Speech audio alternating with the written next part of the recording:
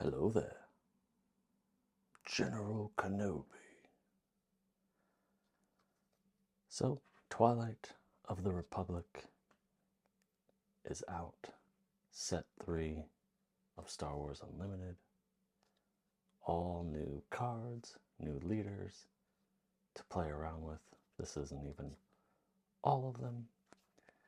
But today I'm going to show you the first deck that I'm building for the first constructed play that I'm going to go to. Let me get these cards. Sorry about the glare. Not sure how I feel about my setup, but that's what it is. For my first set, I'm building Quinlan Voss. He's a 3/7. When he's flipped, you may play a unit, you may deal 1 damage to an enemy unit that costs the same or less than the unit played.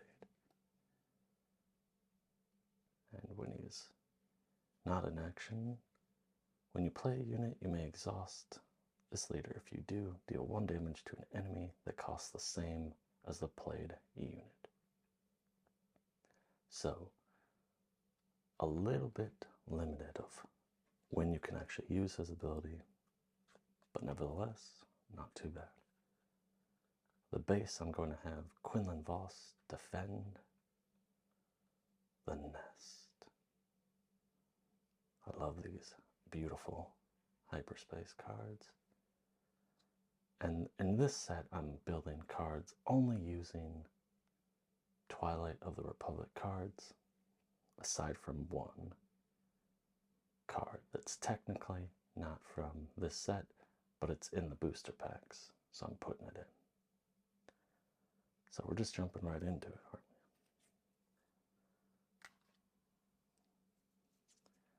Alright, for my ground units, I'm using the Phase 1 Clone Trooper. I'm going to do it like this instead, actually. That way I don't spoil surprises. Cost 2, played on turn 1. A 3/2 Phase 1 Clone Trooper. And what's great about that, especially for turn 1, when you play a unit, you may exhaust this leader. If you do, deal 1 damage to an enemy that costs the same as the played unit. So obviously if you go first on the board, there's not going to be a unit for you to deal that damage to. But if your opponent goes and you put down, the likelihood that they're using a cost 2 unit is pretty high. Obviously there are cost 1 units, but a chance to deal damage to a unit right away. Again, I apologize for the glare. My camera's not going to be able to fit everything on there, but I'll put them there for reasons. Next up, also to cost 2, R2-D2. 3 of them. When played, you may discard a card from your hand. If you do, search the top 3 cards of your deck and draw it. Put the other cards on the bottom of your deck in random order. So, it's a great one to play on turn 1, especially if you have a card that you might not be able to play for a little bit, or you don't necessarily like. You can play this and look at 3 cards, potentially get a better card, or find that good card right away that you can kind of hold on to. And I'm not building this to be a meta deck, in case that isn't clear. This is just for fun, and I have no idea how it's going to do. Next up, 2, Padme Amidala's. Now, with Coordinate on attack, give an enemy -3, -0 for this phase. And I did not play this in my pre-release, but I have a feeling that with Coordinate, if you're able to keep her on there, and keep 3 other, with Coordinate you have to have 3, she might be able to take power away from enemies, allowing you to attack them without damage coming back or minimal damage coming back. So, yeah, I'm excited to have Padme in this deck. And again, yeah, not a meta deck builder. I am not great at building a deck. I don't think this is my first trading card game. I jumped into set 2 in September and learning all the things. But I thought it'd be fun to build a deck without having to look at, what are the best leaders, best cards, meta decks, guaranteed wins, blah, blah, blah. I don't know how well I'll do. I don't know what people are going to be playing, if they're going to be playing with new leaders or if they're going to play old leaders with new cards. Certainly probably a mix. Now we're getting into the cost 3 ground units. The phase 2 clone trooper with ambush. 3/2 power, 3 of them. And with that 2 HP, you might be sacrificing him. But with the ambush, being able to rush on your opponent, potentially take that unit out that's going to go for your base or another unit.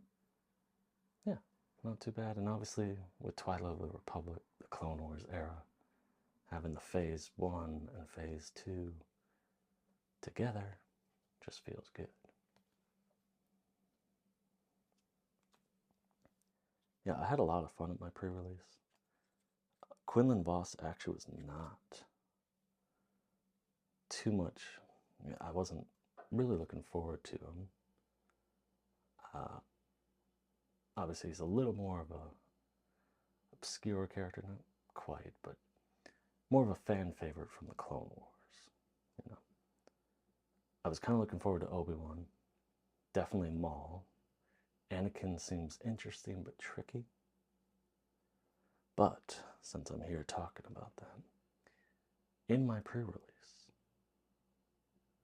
I had the great fortune of pulling this showcase. I know, kind of a wild way to introduce a showcase. And I'm not building the deck for it right now. But, oh, what a beauty, right? Now, obviously, it's kind of the unwritten rule, right? If you pull a showcase in your pre-release, I played it. And to my surprise, I went 2-2. But definitely one that I want to build. That one, this set, the Quinlan Voss set I'm building it for fun. Trying it out, seeing what works, seeing my building skills with just the Twilight of the Republic cards. With Watt, I'm going to need help. With his action, if a friendly unit was defeated this phase, give a unit +2/+2. So you can make really powerful units for a phase. I just don't quite know what to build him with, so I probably will need references for that one. But back to this set. Cost 3 Republic Commando, 2/5 Republic Clone Trooper, and with Coordinate gains Saboteur when I pull the foil as well. So yeah, more clones for the deck. And next up, at a cost 3, I was fortunate enough to pull 2 of them. Ahsoka Tano. Force Jedi Republic, a 3/4. If you control fewer units, including this one, gains Ambush. And action for the cost of 2 resources, you can return this unit and each upgrade on her to their owner's hands. So, pretty cool. Sorry, yep, they're just going to glare like that and I can't do anything about it. Next up, it's the Batch Brothers. A cost 3, 2/1, but when played, you may create a clone token. Obviously, the clone token and the droid token being the new, well, there's a lot of new cards, but part of the new strategies and mechanics of Twilight of the Republic.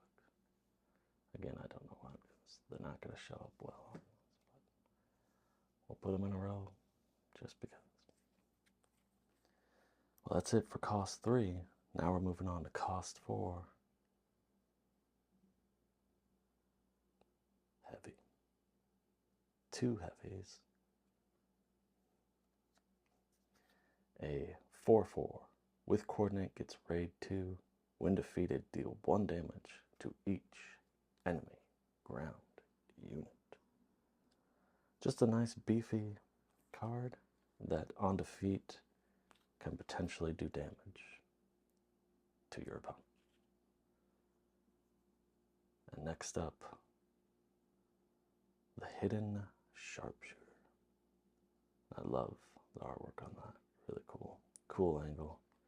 A 4/3 with ambush Republic clone trooper. And I think with ambush, even though 3 is not too bad, he's probably also sacrificing himself to take out something bigger or do more damage to something. And I'm okay with that. Again, we'll see. I have no idea. But we must protect the nest. Now this next card is what absolutely makes this deck. Cost 5. I'm surprised it's uncommon, but that's what's cool, I guess. At cost 5, Plo Koon. A 3/6 with ambush and on coordinate gets a raid 3. So at that time, by the time you have 5 resources, all you need, 2 units on the board, because he will be the third one if you can do it, can attack an enemy, ambush him for 6. And what I have a feeling is that he's going to be great to take out big targets, potentially even leaders, if you have the coordinate. I mean, 6 damage, it's nothing to joke about. And I'm glad that I was able to pull 1 hyperspace. Very cool. Alright. Well, last up for our ground units at a whopping 6 cost. The Armored Saber tank. A huge reason, massive reason, Sentinel. So, this unit in this area can attack your units in this arena can attack your non-Sentinel units or base. So, obviously, blocking damage from other units and other bases, aside from saboteurs. So, that's it for my ground units. I'm going to just stack them.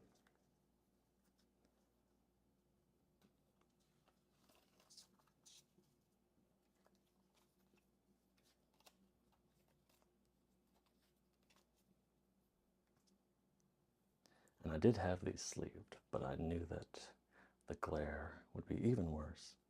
So, anywho, you know, let's go to upgrades because I'm only doing 2. And that is the Clone Cohort. Attached unit gains raid 2, and when defeated, create a clone token. So, only 2 of them. I'm not so big on upgrades, but being able to give my unit raid 2, and it doesn't have to be ground, it could be a space unit. And when defeated, I get another 2/2 unit, which would help with coordinate potentially. So that's why it's there. I think let's move to space then, while we're on that subject. 1, 2, 3, 4, 5, 6, 7, 8, 9. Oh, yep, okay. Well, I've already messed up this video, but I'm not gonna do it. We're gonna go back to ground unit. Sorry, I got my cards mixed up. I actually have 2 more ground units. And that is the low altitude gunship. 6/5, overwhelm, when played, choose an enemy unit, deal 1 damage to it for each Republic unit. Now obviously with Republic, you're looking for those coordinates, so you want more units on the board. So being able to deal 1 damage to an enemy for each Republic, very, very good. I have 2 of these, but just look at this one.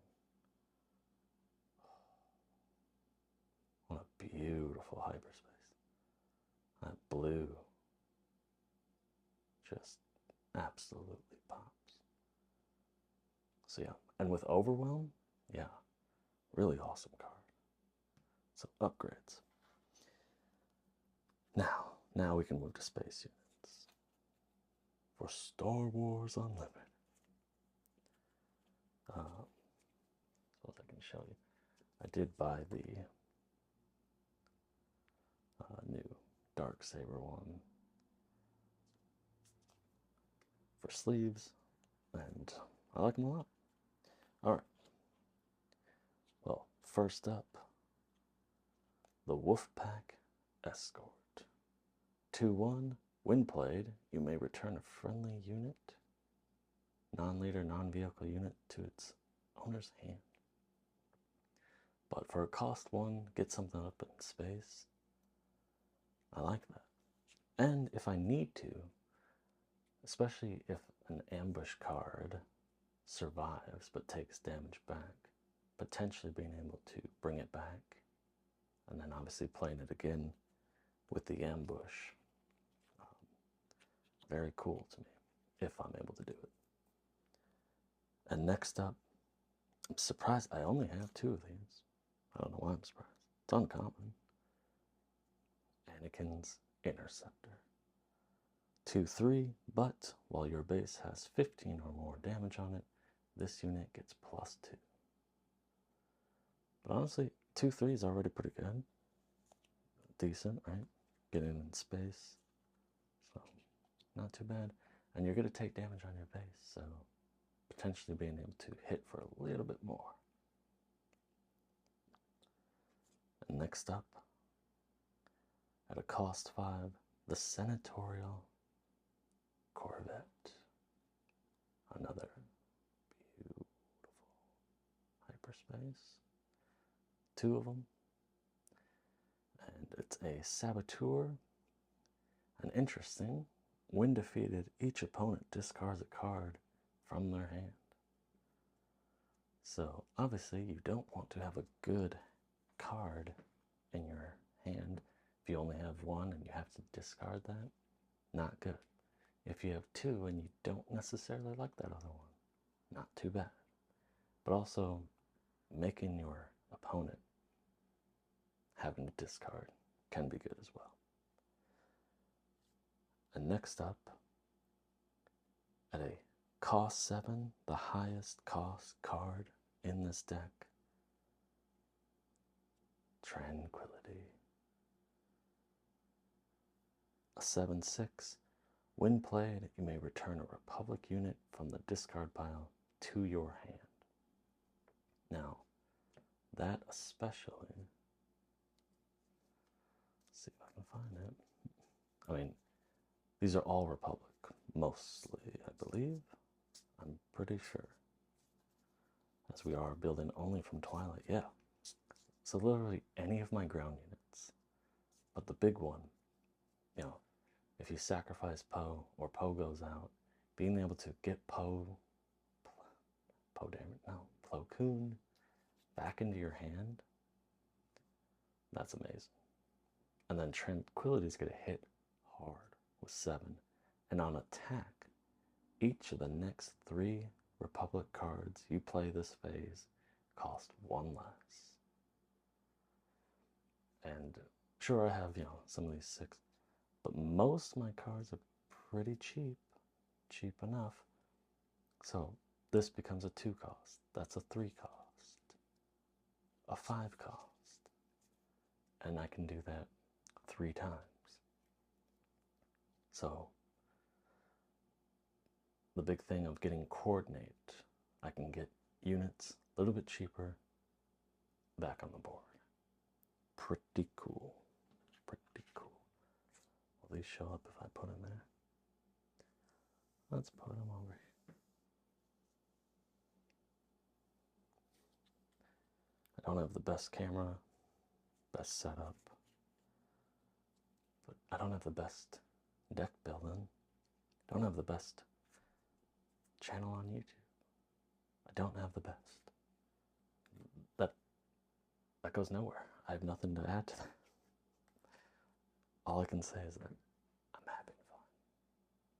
Shouldn't games be fun? Alright, let's get to the events. So, this is the one that isn't technically part of Twilight of the Republic, but they're in the packs, so I'm adding it. 2 of them, Daring Raid, deal 2 damage to a unit or base. And obviously, Daring Raid's a really cool card. It has the potential to take out lower units, edge that needle of the base damage a little bit. If there's an enemy unit that's damaged, you can potentially take it out without having to sacrifice damage or even taking out one of your units, because the damage back would kill them. So Daring Raid. And then this card is pretty much like a Daring Raid plus 2. Grenade Strike. Deal 2 damage to a unit. You may deal 1 damage to another unit in the same arena. And what's great about this card is, even though it's on the ground, the artwork, you can do this in space. And sometimes these space cards, they have a little bit lower HP. So potentially taking them out, doing a little damage, that 1 damage, but that could make a difference. I don't have an example on the opponent's side, but for instance, that extra 1 damage, boom, takes out the wolf pack, So, yeah, just a nice card. Alright, again, hammering home, Coordinate with Republic. This event at a cost 2. Exhaust a non-unique unit. Create a clone token. And it doesn't say you may, if you do. It doesn't say exhaust a unit. If you do, create. So if you don't have a unit to exhaust, you can still make the clone trooper token. So 3 of them, but also, again, exhausting. Maybe you don't have space. You can exhaust something in space. Save damage from your base that way.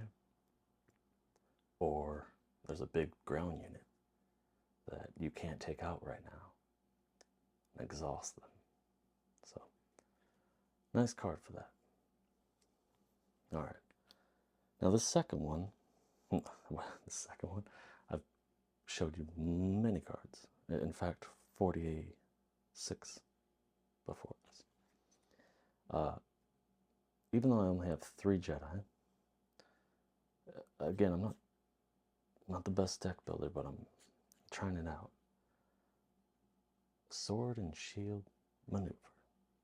Give each friendly trooper unit Raid 1 for this phase, and each Jedi unit Sentinel for this phase. only two. So I have Ahsoka and Plo Koon units. So if they're on the board, they become the shield. Hopefully I have plenty of troopers, giving them a +1. Raid gives +1.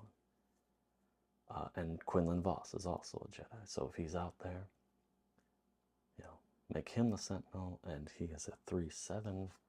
So he has the potential to, you know, block that damage and keep those troopers hitting the base. Or if you need to, taking out a unit. Now, this is it. This is the last 2 cards, the last events. And I just love it. Drop in. Create 2 clone trooper tokens.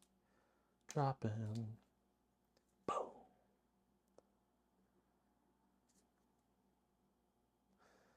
Well, yeah. And there you are. Obviously, in a constructed deck, you need to have 50 cards. I have 50 cards. And next week, this upcoming week, set 3 cards are legal in constructed. I'm curious.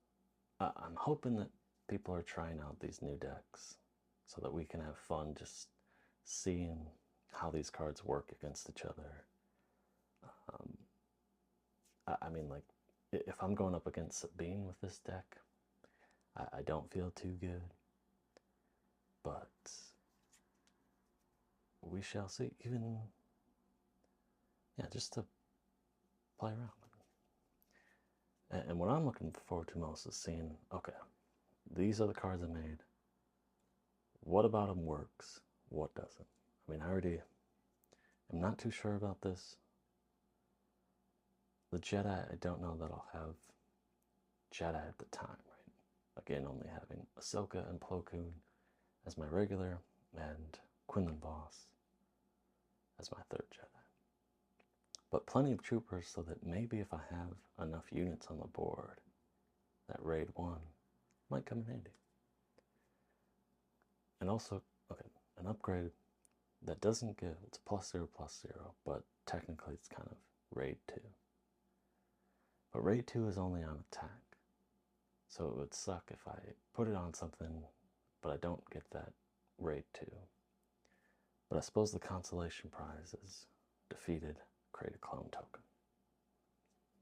I'm not going to do this for every leader. I want to build other decks. I mean, I'm obviously interested in Darth Maul. Sorry, just Maul, not Darth Maul. Anakin, I don't know. Seems tricky. I bet people are going to make crazy decks with him. Yoda also seems interesting. I don't know. And Obi-Wan could be kind of fun. But again, at some point, I will have to do research on Wat Tambor. I mean, I was surprised how well I did with him, and he's actually pretty fun. Quinlan Voss, protecting the nest.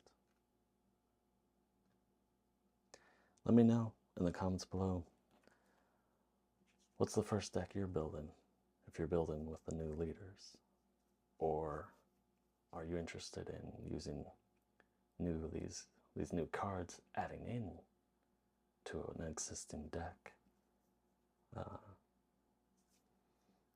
I'm not quite sure what I want to do next.